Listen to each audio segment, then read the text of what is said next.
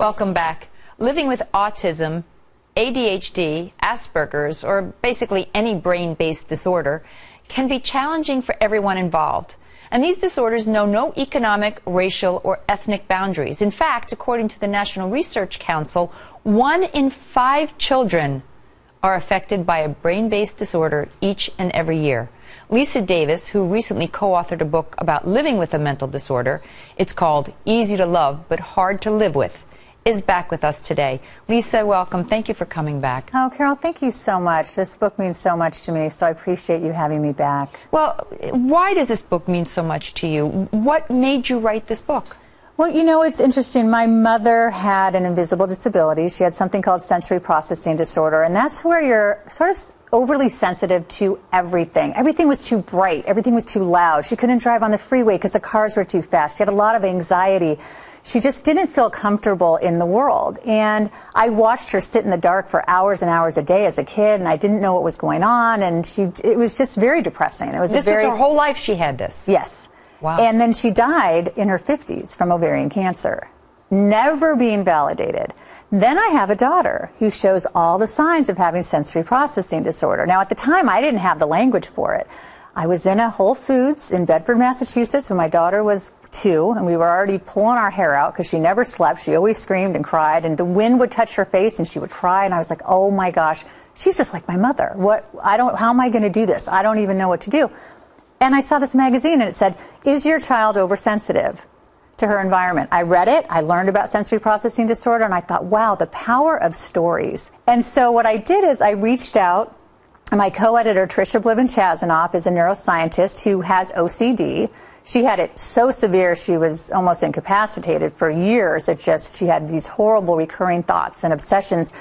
And we joined together and we thought we want to do a book of a lot of different invisible disabilities. And so we just reached out to people, and it's a compilation of 35 stories there's a wonderful grandfather who had depression, and his autistic grandson helped pull him out of it. There's a woman who was a teen with agoraphobia in a domestic violence situation with her boyfriend who overcame it. There's my co-editor who's overcome her OCD. So it's very hopeful.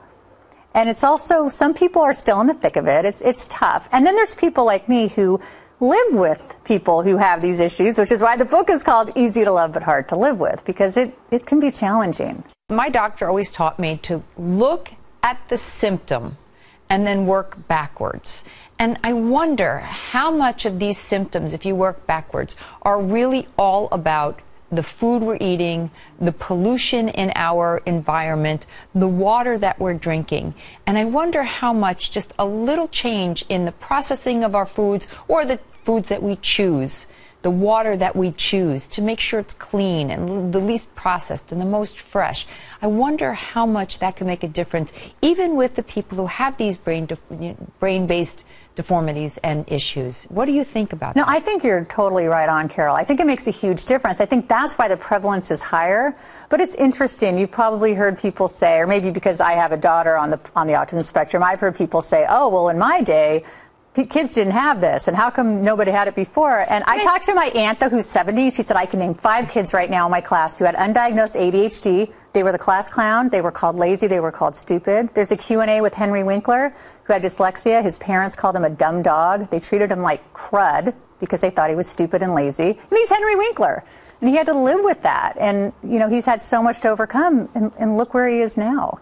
So what do you think some of the natural way to alleviate these symptoms are? You know, there's some great things right now, especially for anxiety. Now, some of these are thought of as for sleep aids as well, but there's valerian root, there's lemon balm, there's hops, which is interesting. I'm not saying go out and drink a bunch of beer. You can hops is very relaxing. Right? You can get the hops. There's L-theanine, which is found in green tea, which is also good for relaxing. I think one of the biggest things, and one of the stories in the book, is about a guy his name is Brian Leaf, and he had ADD, and he used meditation and yoga. And being mindful can be very difficult when you have ADD. I'd recommend trying a guided meditation, doing yoga maybe with a video that you like or in a class, rather than doing it on your own where you're going to be distracted and then you Right. might feel hard on yourself. So I think it's important to do those natural modalities. I also heard that a St. John's wort is really Yes. great for depression. It is. It can help you taking it throughout the day, you know, a little bit throughout the day can help with depression. It's you true. heard that? Yes, I have. And you know what's interesting too, Carol? There's a new supplement. It's called Lavelle, Lavelle. It is made from lavender, and it's shown to work just as well on anxiety as Ativan. It's incredible. See, there's always a natural way to combat a lot of these things, or at least alleviate some of these symptoms. Thank you, Lisa. I really appreciate you being back on the show. Thank you so much, Carol. It's always such a thrill to be with you.